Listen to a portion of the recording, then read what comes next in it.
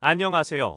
지난 12월에 진행된 브라운백 세미나는 전문 분야에서 종사하고 있는 유능한 한인 강사진분들을 통해 전문 지식과 정보를 교류하고 또한 다양한 참석자 간의 네트워크 형성을 촉진하여 한인 커뮤니티가 함께 성장하고 발전하는데 그 목표를 두고 있습니다. 브라운백은 유익한 지식과 정보를 함께 공유하고 나눔을 실천한다라는 취지로 시작되었습니다. 더 나아가 참가자들 간의 왕성한 소통과 경험의 공유는 한인사회 구성원들 간의 튼튼한 공동체 의식을 조성할 것으로 기대하고 있습니다. 오늘은 첫 번째 나눔의 시간으로 SFU 경제학과 김동우 교수를 모시고 2024년 캐나다 경제전망 예측에 대한 강의 주제로 지금 시작하겠습니다.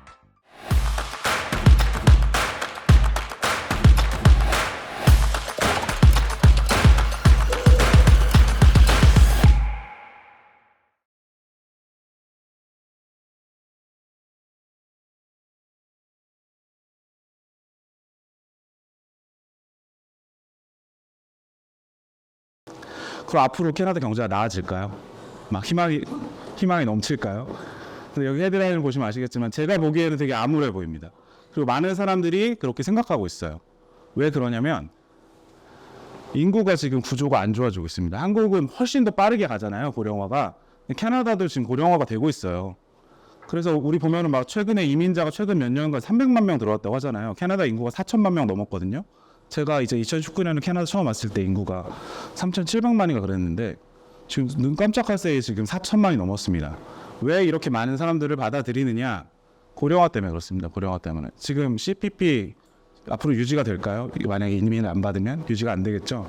그래서 이 현재 있는 웰페어 시스템이나 이런 사회의 안정성을 유지하기 위해서는 이민을 받아야 될 수밖에 없다. 왜냐하면 고령화가 지금 급격하게 진행돼서 지금 이 빨간색 보시면 55세에서 60세 이상 인구가 급격하게 늘어나고 있습니다. 그렇죠? 그래서 보면은 최근에 한 5년간 추이를 보면 센서스를 보면은 노령층 인구 비중이 막 2% 3%씩 막 계속 늘어나고 있어요. 그렇죠? 65세 이상 인구 비중이 BC에서도 2%가 늘었고 원래 이제 20% 정도 됐는데 거의 2%면 엄청난 증가인 거죠. 이렇게 대부분의 주에서 노령층 인구가 막 늘어나고 있어요. 그래서 우리는 이민을 많이 받을 수밖에 없다. 그래서 여기 캘리포니아랑 캐나다랑 인구를 비교해보면 캘리포니아가 항상 많았거든요. 최근에 그냥 확 따라잡았습니다. 엄청나게 가파르게 증가하고 있죠. 그래서 최근에 이제 캐나다 인구가 이렇게 급격하게 증가를 했고 그 이유는 뭐 당연히 이민자 유입이죠. 새로 태어나는 애들은 거의 없습니다. 한국하고 비교해도 뭐 아주 많이 나은 상황은 아니에요. 출산율이 되게 낮습니다. 캐나다도. 그래서 결국 이민자를 받지 않으면 인구 구조와 이 노동 시장을 유지할 수가 없는 나라가 캐나다입니다. 그래서 최근에 엄청나게 인구가 폭증했고요. 그거에 비해서 이제 인구가 막 들어오니까 임금은 늘어나질 않아요.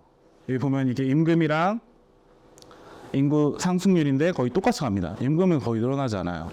오히려 사람들이 막 들어와서 일을 막 하려고 하니까 이 로컬 사람들의 임금 수준은 정체가 되는 거죠. 근데 집값은 어떻게 됐나요? 집값이 엄청나게 늘었죠. 특히 이제 동아시아에서 오시는 분들은 자기네 나라 집을 팔고 여기 오면은 30평짜리 아파트 팔면 하우스 살 수 있잖아요. 그 사람들이 와서 그러는 거예요. 너무 싸다. 노스밴쿠버에 기러기로 왔는데 뭐 20억이면 하우스를 사는데 너무너무 싸 막 이러는 거예요. 그러니까 그렇게 느끼니까 사람들이 와서 막 집을 사고 그렇게 들어오는 사람들이 많을수록 집값이 올라갈 수밖에 없는 거죠. 그래서 임금 상승에 비해서 집값 오르는 속도가 너무너무 빠릅니다. 이건 이제 캐나다 전체로 본 거니까 밴쿠버만 보면 더 하겠죠. 밴쿠버는 뭐 5년에 2배씩 오른다고 하잖아요. 그래서 주택 가격이 막 오르면 사람들이 젊은 사람들은 특히나 가족을 만들려고도 안 하고 애도 안 낳으려고 하고 그러면서 더 상황이 악화되는 쪽으로 가게 됩니다. 그리고 마지막으로 노동 생산성. 이게 뭐냐면 시간당 일했을 때 얼마나 부가가치를 창출하는가 봤을 때 늘어나질 않아요. 미국은 이게 계속 늘어났거든요. 캐나다는 이게 그냥 수십 년간 크게 늘어나질 않았습니다. 그러니까 우리가 이민자를 받을 때 막 엄청 대단한 사람들을 받아서 그 사람들이 능력이 있어서 새로운 산업을 여기 만들고 기업을 만들고 스타트업을 하고 이러면서 국가 경제의 생산성을 막 끌어올리는 그런 쪽이 아니라 그냥 우리가 당장 필요한 뭐 그런 사람들 있잖아요. 서비스 필요한 사람 그런 사람들을 받아서 근근히 그냥 경제를 유지하는 쪽으로 이민 정책이 가고 있기 때문에 이렇게 될 수밖에 없다는 거죠. 그리고 실제로 여기로 들어온 이민자들이 한 30%는 금방 떠난대요. 한 5년 안에. 어디로 떠날까요? 저 남쪽으로 떠나겠죠. 그 남쪽으로 떠나는 이유가 뭘까요? 거기로 가면 돈을 더 많이 주고 일자리도 많고 그러면은 그 30% 떠나는 사람들은 이민자들 중에 뛰어난 사람들일까요? 아니면 좀 모자란 사람들일까요? 뛰어난 사람들이죠. 그러니까 이민을 아무리 많이 받아도 이게 쉽지가 않은 겁니다. 이렇게 봤을 때 캐나다 앞으로의 이제 경제를 어느 정도 예측해 볼 수 있는 거죠. 앞으로도 쉽지 않을 것이다. 이렇게 보이고요. 그래서 이제 1인당 GDP를 보면 전체적으로 봤을 때 이제 경제 규모가 늘어나는 거는 사람이 많아지면 밥그릇이 늘어나고 먹는 것도 많아지고 쓰는 것도 많아지니까 경제 규모는 성장을 할 수밖에 없어요. 근데 그거를 1인당으로 봤을 때 어떻게 되냐는 겁니다. 1인당으로 봤을 때는 캐나다는 여기서 제자리 걸음하고 있어요. 이게 미국이거든요. 미국은 계속 쭉 올라가고 있죠. 그러니까 1인당으로도 부가 계속 증가하고 소득이 증가하는 거예요. 독일도 현재까지는 괜찮습니다. 근데 미국, 여기 캐나다랑 영국은 약간 정체 상태예요. 이게 밥그릇은 그대로인데 사람만 늘어나는 거죠. 그러니까 숟가락만 많아져서 같이 나눠 먹으니까 경제가 늘어나는 것처럼 보이지만 실제로 우리 각각 개인한테 떨어지는 건 없다는 거예요. 지금 이게 캐나다의 현 주소인 것 같습니다. 제자리 걸음. 그래서 이 밴쿠버 캐나다가 우리 경제 성장률을 요인분을 해봤어요. 그러니까 이게 인구가 늘어나서 오는 건지 아니면 실제로 경제가 좋아져서 오는 건지 이렇게 해봤더니 이 빨간색이 인구 증가해서 오는 거, 그리고 이 하늘색은 실제로 1인당 GDP가 성장해서 오는 거거든요. 보면 이때 제가 미국보다 좋았다고 말씀드렸었죠. 대부분 어디서 왔죠? 300만 명 들어온 거에서 온 거예요. 여기서 1인당 성장은 이 정도, 그렇게 높지 않았다가 여기서 곤두박질 쳐서 지금 거의 마이너스입니다. 앞으로도 계속 마이너스 거라는 거예요. 사람은 들어와서 경제 규모는 조금 더 커지지만 실제 우리 1인당 소득은 더 떨어진다는 겁니다. 이제 밴쿠버 캐나다는 조금 낙관적으로 봐서 이제 2024년 후반기가 되면은 이게 조금씩 올라와서 우리 경기도 회복이 되고 1인당 성장도 조금씩 일어날 것이다. 우리가 금리를 낮추면. 금리를 낮추기 전까지 그런 일이 있을까요? 쉽지 않겠죠. 그래서 앞으로도 캐나다의 1인당 성장률은 계속 정체를 면치 못할 것이다. 계속 제자리 걸음을 할 것이다. 이게 어떻게 보면 굉장히 암울한 전망이죠. 근데 해결될 기미는 없습니다. 그럼 앞으로는 이제 어떻게 될까요? 앞으로 경제가 또 중요하잖아요. 그리고 이제 저희 대표님께서 말씀하실 때도 이제 경기를 우리가 어떻게 하면은 앞으로 어떻게 될지 알 수 있을까? 지금 당장 혹은 3분기 경제는 이미 안 좋아진 거 알고 있는데 앞으로 더 안 좋아질까? 아니면 조금 나아질까? 이런 걸 보는 지표를 경기 선행 지표라고 합니다. 영어로는 리딩 이코노믹 인디케이터라고 하는데요. 이 지표들을 몇 개 보여드리면서 앞으로 경기가 어떻게 될지 한번 얘기를 해보겠습니다. 먼저 밴쿠버 캐나다에서 하는 비즈니스 아웃룩 서베이라는 게 있어요. 이게 뭐냐면은 이제 회사 담당자들 매니저들한테 물어봅니다. 너네 지금 업황이 어때? 그리고 앞으로 어떻게 될까? 그래서 그거 가지고 이제 지표를 만드는데 이게 이제 장기 평균 수준이거든요. 최근에 보면 이렇게 쭉 떨어졌죠. 그러니까 팬데믹 이후에 사람들이 좀 좋아지는 것 같다 느꼈다가 점점 안 좋아져서 지금 여기로 떨어졌습니다. 두 번째, 이 컴포짓 PMI, 이건 Purchasing Managers Index라고 해서 기업에서 구매 담당하시는 분들 있잖아요. 그 매니저들한테 너네 지금 업황이 어떤지, 앞으로 어떻게 될 것 같은지 물어보거든요. 근데 이 50이 넘으면은 앞으로 좋아질 것 같다고 생각하는 거예요. 50 미치면 안 좋아질 거로 생각하는 거죠. 근데 이 컴포짓이라는 건 모든 산업 다 포함입니다. 모든 산업 다 봤을 때 50은커녕 지금 45도 안 됩니다. 그리고 계속 떨어지고 있죠. 그러니까 기업에서 구매 담당하시는 분들은 경기가 앞으로 쭉 안 좋아질 거라고 보는 거죠. 그리고 점점 비관적으로 전망을 하기 시작하는 거죠. 자, 그럼 산업별로 보면 어떨까요? 매니팩처링 보면은 여기서 그냥 왔다 갔다 하고 조금 떨어지긴 했지만 50 언저리에 있어요. 이거는 비교적 그래도 괜찮습니다. 그러니까 제조업은 그나마 영향을 덜 받는 거예요. 서비스는 어떨까요? 서비스. 이건 리테일을 뺀 서비스거든요. 이 리테일을 뺀 서비스 산업의 매니저들한테 물어봤더니 이게 문제입니다. 지금 서비스 산업이 안 좋아지고 있어요. 사람들이 서비스 안 쓴다는 거죠. 돈을 줄여야 되기 때문에. 필수제는 쓰지만. 그래서 지금 서비스 쪽에서 굉장히 경기가 악화되고 있다. 그리고 마지막 이제 리테일이죠. 여기 이제 스몰 비즈니스 하시는 분들도 있겠지만 리테일 하시는 분들은 어떻게 보고 있을까요? 이것도 마찬가지로 이제 스몰 비즈니스 센티멘트라고 해서 Canadian Federation of Independent Businesses 이 협회에서 이제 주관해서 조사를 하는 건데 여기도 지금 50 밑으로 떨어져서 지금 리테일도 굉장히 안 좋은 상황이라는 겁니다. 그러니까 모두가 경기가 안 좋다고 느끼고 안 좋아질 것이라고 지금 생각한다는 거죠. 근데 이런 인디케이터들이 아래로 떨어지면은 앞으로도 희망이 당분간 없다는 거예요. 그래서 앞으로 경기는 약간 침체될 위기에 있다. 이렇게 보여집니다. 이 경기 선행 지표들을 보면. 자, 그러면 이게 좋아지려면 결국 기준금리 내려가야 돼요. 기준금리 내려가고 모기지금리도 떨어지고 대출금리도 떨어지고 그래야 조금 숨통이 트이지 않겠습니까?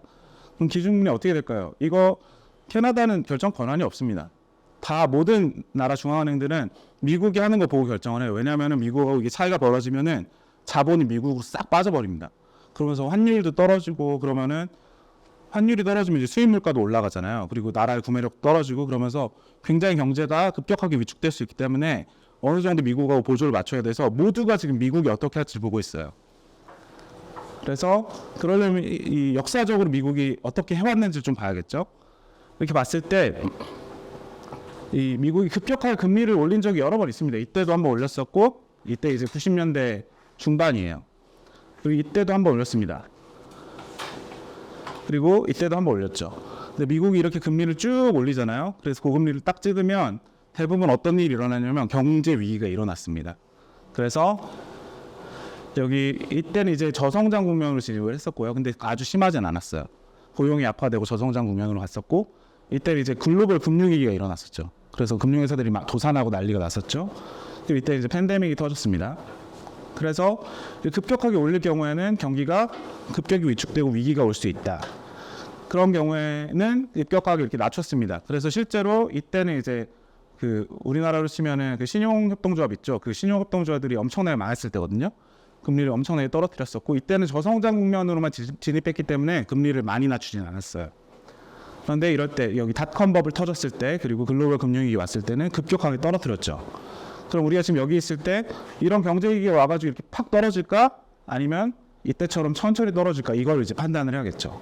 저는 현재로서 미국 경기가 너무 좋고 모두가 되게 낙관적이에요. 미국 경기에 대해서. 그래서 물론 이런 가능성이 아예 없는 건 아니지만 이쪽으로 갈 가능성이 더 높다고 지금은 보입니다. 좀 천천히 내리는 쪽으로. 그래서 지금 이 미국 페드 기준금리 점도표라고 해서 페더럴 리저브 보드의 그 금리 정책을 주관하는 그 멤버들이 있잖아요. 걔네들이 이제 실제로 투표를 해서 금리를 결정하거든요. 그 사람들이 앞으로 금리 수준을 어느 정도로 내가 가져갈지를 개개인별로 다 이렇게 써서 제출하게 돼 있어요. 지금은 다 이제 5.25%에 있지 않습니까? 근데 얘네가 이제 2024년에 여기로 갈 거라고 예측을 하고 있습니다. 이게 최근에 발표가 됐어요. 12월 13일인가 14일에 발표가 됐습니다. 그러면 이제 중간 값을 보면은 4.75%, 5.5에서 4.75로 떨어지면 몇 번 떨어뜨린다는 거죠. 한 번에 0.25씩 떨어뜨리니까 3번 정도 떨어뜨린다는 거를 얘네가 지금 정책하는 사람들이 생각하고 있다는 거예요. 그래서 이걸 발표하면서 파월이 이제 그 의장이 앞으로 금리를 떨어뜨릴 논의를 하고 있다 이렇게 얘기를 했죠. 그러니까 시장에서 막 신이 났어요. 그러면서 어떻게 판단했냐면 자 이게 13일의 예상입니다. 12월 13일 파월 이 발표 있기 전까지는 자 이렇게 있다가 조금씩 떨어져가지고 연말이 되면은 4.25 정도 될 거다. 그러면은 3번이 아니라 5번 떨어뜨린다는 거죠. 그렇게 예상을 하고 있었어요. 근데 파월이 이제 금리 인하할 수도 있다 얘기를 하니까 바로 다음 날인데 이렇게 시장 예측이 쫙 떨어졌습니다. 거의 3.75까지 떨어졌죠. 그게 무슨 얘기냐면 이제 7번도 떨어뜨릴 것 같아 이렇게 시장에서 판단하는 거예요. 그럼 어떤 게 맞을까요? 이 시장이 지금 어떻게 보면 굉장히 앞서가고 있잖아요. 파월은 그냥 금리 인하 논의하고 있다 이 정도였는데 당장 3월부터 하나씩 한번 딱 떨어뜨리고 그때부터 쭉 매월 떨어뜨려가지고 7번 인하할 거다. 이게 지금 시장의 예상이란 말이에요. 페드는 뭐라고 했죠? 한 3번 정도 떨어뜨릴 거야. 그 다음 해 한 3.5까지 갈 거고 그 다음에 장기적으로 2.5로 갈 거야. 왜냐면 2.5가 중립금리. 2.5로 가면 경기가 좋아지지도 않고 나빠지도 않는 금리니까 장기적으로 여기로 갈 거야 이렇게 얘기를 했죠. 그럼 페드가 맞을까요? 아니면 얘네가 맞을까요? 얘네가 맞는지 안 맞는지 보려면 얘네가 그동안 얼마나 잘 맞췄는지 봐야겠죠. 그래서 시카고대 교수가 이거를 직접 다 그려봤습니다.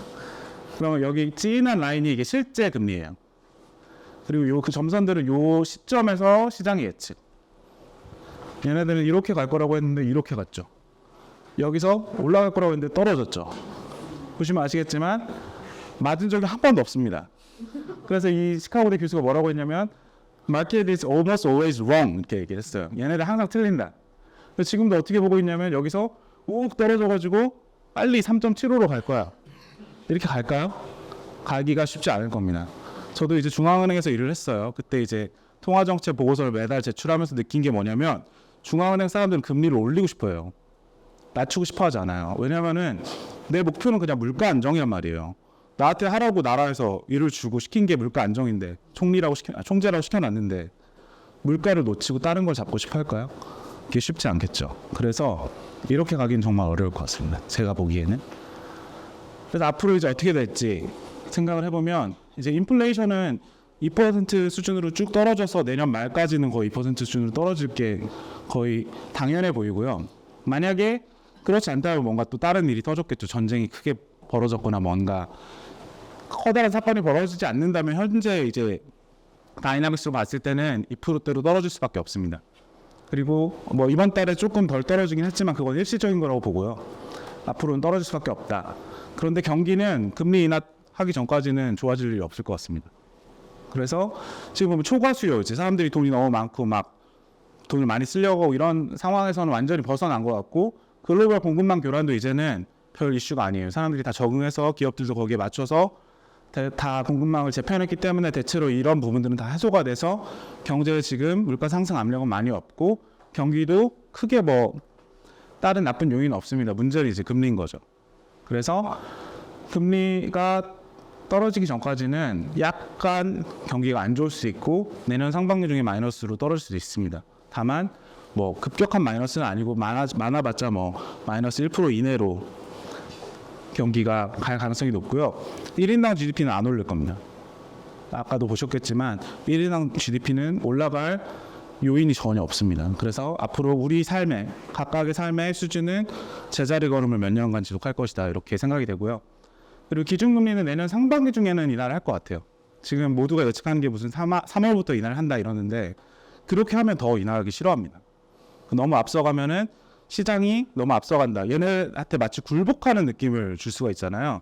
그래서 아마 3월은 아닐 것이고 아마 2분기 중이 되지 않을까 싶습니다. 그리고 캐나다는 항상 미국보다 빨리 움직였어요.